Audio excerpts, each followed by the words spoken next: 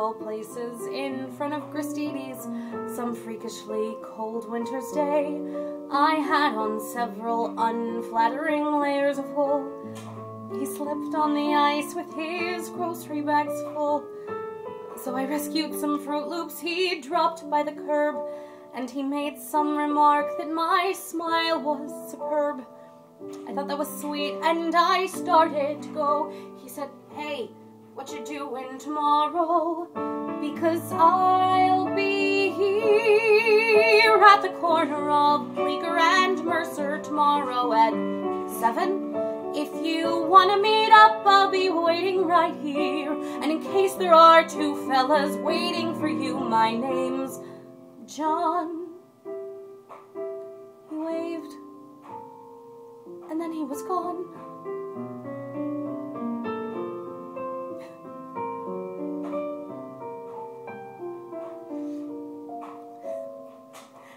Needless to say, I went back there to meet him, mostly to see if he'd show, and there he was out in the cold with his jacket pulled tight.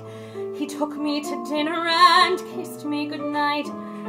The next week we went to this terrible play, and the week after that drank hot chocolate all day. And then suddenly 8 or 9 months had flown by. He said, "Hey, what you doing the rest of your life? Because I'll be here right beside you as long as you want me to be. There's no question.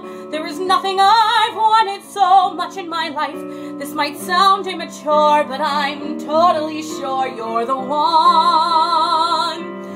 And we had just begun. We got hitched in September, our favorite month, with a rock band that played in this old synagogue. And we got an apartment on West 17th Street and talked about children and getting a dog. Our first anniversary came in a flash, and we promised to take the day off.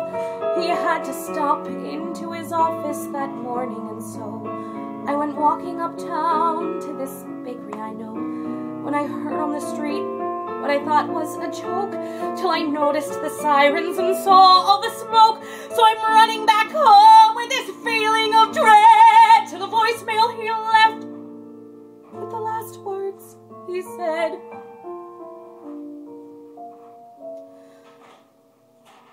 "I'm sorry, I don't mean to ruin your evening by bringing up all of this stuff.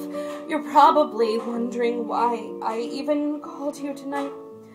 Well, today something happened that spooked me all right. I discovered his Fruit Loops still there on the shelf, and I cried, and I couldn't get hold of myself. And as sure as I breathe, I heard John, clear as day, saying, 'Hey, you're allowed to move on. It's okay, because I'll be here. Even if you decide to get rid of my favorite sweater, even if you go out on my birthday this year, instead of sitting at home, letting all of life's moments pass by. You don't have to cry, because I'll be here when you start going back to the places we went to together. When you take off my ring and you let yourself smile, when you meet someone handsome and patient and true, and he says that he wants to be married to you, and you call him one night and he meets you downtown, and you finally answer him yes. Yes, Jason, I will marry you. I will give you my heart. It's taken so long, but I'm ready to start. Right now, John's whispering congrats in my ear as I finally let myself tell you